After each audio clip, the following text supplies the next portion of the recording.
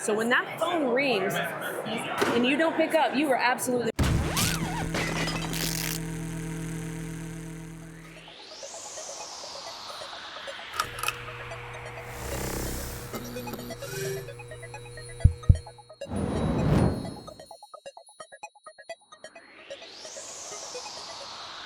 We are here live again at the GTIA ChannelCon 2025 show here in Nashville, and we're talking with the hometown girl, Cassi Carpenter from Tech Co-Marketing and MSP Sites. Cassi, we did a show already where you were breaking down how to, like, 2 top tactics for getting higher in the Google search results, which we all know equates to more money.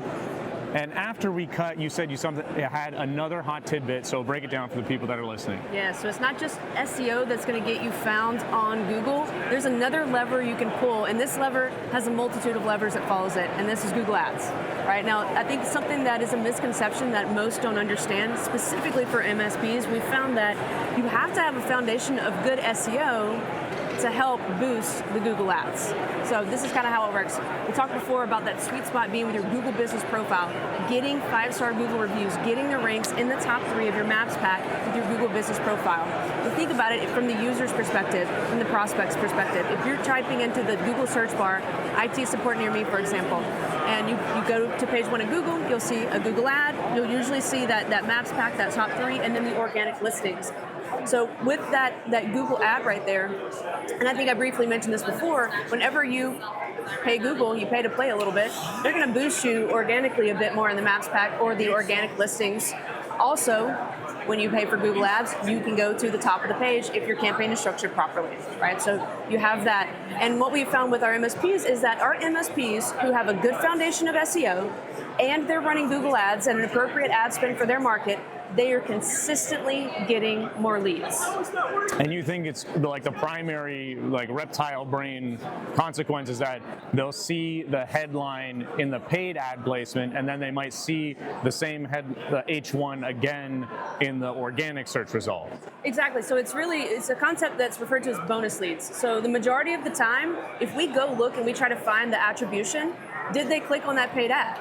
A lot of times the answer is no. They're still probably 85% of the time not clicking on the paid ad, but what we're finding is that they're scrolling past the ad and then they see it usually in the Maps pack, so they see it the second time and they see the MSP listed, so they've got double visibility, and remember, you paid Google, so they boosted you a little higher, right? So you were found there with that double visibility, and they're usually clicking there in the Maps pack. Now, we've also seen where, because that attribution can be a little tricky, you know, we'll have a client sometimes that says, hey, I'm paying X amount of dollars for Google Ads, but I'm looking and it looks like it's just coming from SEO. I'm not seeing them click on the ad.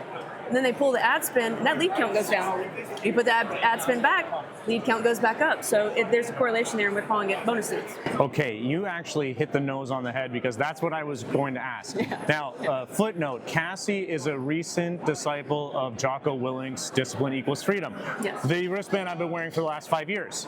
So if your client is paying you for Google Ads, but seeing lead attribution come from the organic search, they're going to say to you, why am I paying for the Google Ads? Extreme ownership. Your job is to get them leads, however you get them. So how do you communicate that to them so that you can earn their trust to say, I know the attribution says it's the organic search, but based on our experimentation, it's because we have this triple placement, paid, map, and organic search. Yeah, and it's about the trust that you build with the client, really, because at the end of the day, it's their decision to make. And there have been clients in the past who are like, I don't believe it. So we pull it, and then they're proven wrong. They go back into it. And the clients who stick it out and trust the process, they continue to see the fruit from that. The truth is, I normally don't break it down like much more complicated than what I've just done.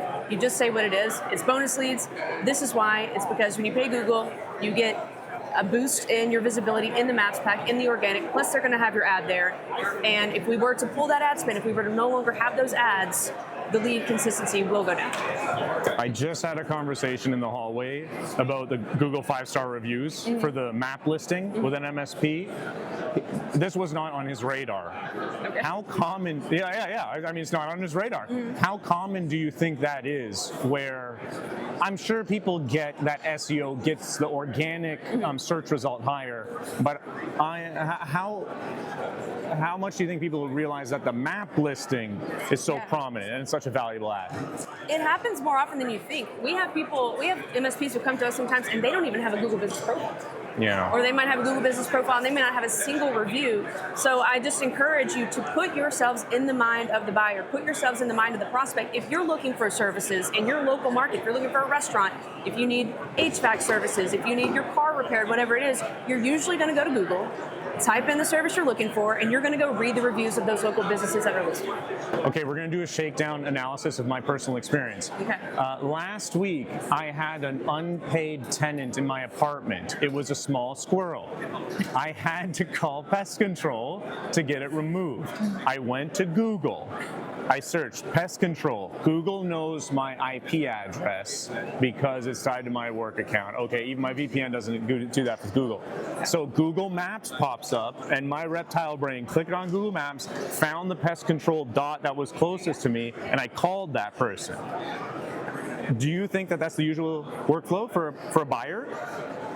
Yes, oftentimes the ones that are coming up, you're going to click on the top 3, right?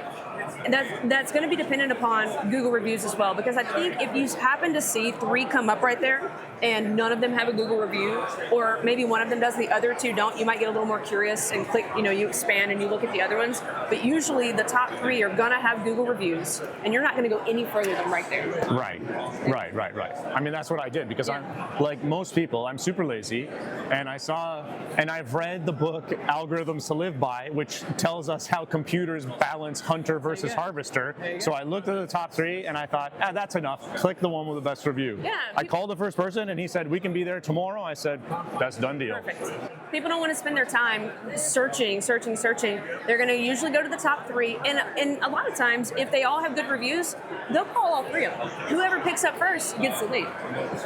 I think that's the natural next step to ask is, let's say that the MSP follows all of your tactics here. They're listening, they're hanging on the edge of their seats. Maybe there's 100,000 people listening to this, probably not. And they get the Google Business Profile. They get a couple 5-star reviews, they hustle for that. Now they're ranking on the Maps pack, and they've got, a decent H1 headline so that someone looks at an attractive set of words to click through.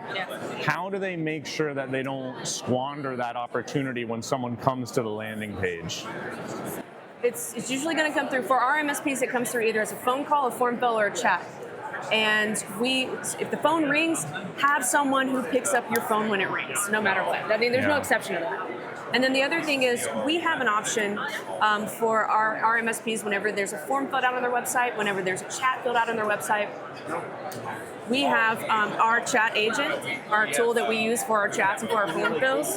It will ring your MSP and it will say, someone just filled out the form on your website, someone's on their chat on your website, here's their phone number, do you want me to connect you with them right now? Yeah. Now I'm roasting myself. Cassie, feel free to roast me, because we both read Marcus Sheridan's They Ask You Answer. Yes. That I also was talking to someone about this morning at breakfast, another MSP. Marcus Sheridan reminds us that we have to be available for those people that are coming to our website. Yeah. And these days, available means like instantly available. If they're going to call you, you better pick up, because if not, they're just going to bounce to the next page and call those people. Well, and realistically, as for B2B, business to business, there's usually not that many leads generated in a month. For MSPs, it's even less, right? We have less than 3% of the market who are actively seeking your services right now, who are going to Google or to Bing to seek out your services right now. So when that phone rings and you don't pick up, you are absolutely missing an opportunity. If you only are getting, 3 to 5 leads a month, some of our clients might get 5 to 8 leads a month. That's the only opportunity that you might have through inbound, someone actually seeking out your services that month. That's not a whole lot. Yeah, you have to be available for that. And that's worth a lot of money. Average cost per person coming that far in the funnel from Google Ads is like $1,000. More than that. Okay, so what do you see as the best practice there? Like, how do you operationalize that specifically for an MSP that has like 5 employees total, and the founder's really the only one that's going to be responding to those people? How do you make it so that it doesn't fall through the cracks? I think there's two things, and we already touched on it. From what I've seen, it's really simple. When the phone rings, someone has to answer it. It's got to go to the owner. Even if line 1 is your sales line, make sure that if someone doesn't pick up after 3 rings, it routes to somebody else. Yeah. Someone's got to pick up the phone. And then the other thing is, with Tech Pro Marketing, we have an option called Fast Dial. So when they're on your website, when they're filling out the form, when they've filled out the chat and they've put their phone number in there, when we utilize that option, our chat team will call you up and say, do you want to be connected to this prospect right now? And we can put you on the phone with them right now. Yeah. You're calling? Yes. Ooh. I can see a lot of people dig that because we're connecting them to the prospect, the MSP to the prospect. On the phone? Yes. Like your team's going to call someone who filled out the form and say, would you like to talk to them on the phone right now? Yes. Ooh, I like that. Yes. I need that. Yeah, because I know, because I'm getting text messages now.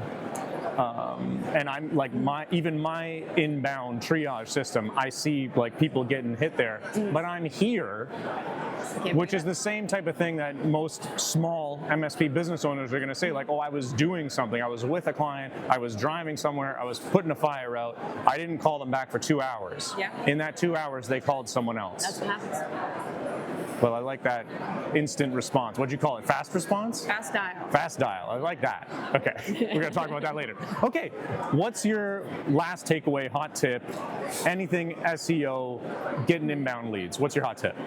Hot tip is, first and foremost, you have to have a great website, right? Whenever they do find you, they have to have somewhere to land. You have to have the key conversion elements so that they can get in touch with you. Phone number, forms, chat on the website. That's the foundational thing that every MSP has to have first. Second thing is going to be to lay the foundation for SEO, like we talked about last time. There is patience. You have to have patience with the process, right? It takes time. It can take months. It can take a year to really lay a solid foundation for SEO that's going to continue to pay off year after year after year. And then when you really want to see the lead flow start to come in and you have a lever you can pull, that's Google Ads. You start to apply Google Ads. And then, of course, the more you invest into those Google Ads, you increase that ad spend, those are the additional levers you can pull with incremental increases in that ads budget so that you start to see more of that lead generation consistency come through. Right on. Yeah. That's how you fill the funnel and make sure you don't have any leaks so that you get a nice flow through.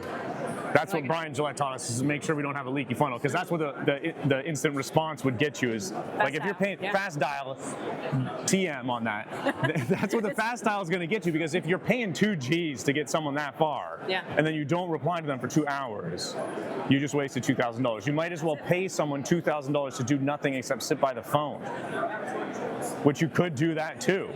At that point. I think that's the point that's going to drive it home the most, what you just said. Don't throw $2,000 down the drain. Yeah, you pay $2,000 for Google Ads to get someone that far. They fill out a form. That means they really have a problem. So I hate filling out forms. So they must really have a problem that they need solved now. They need you now. Yeah. And then you don't call them back for 2 hours, so they bounce to someone else who calls them back. There we go.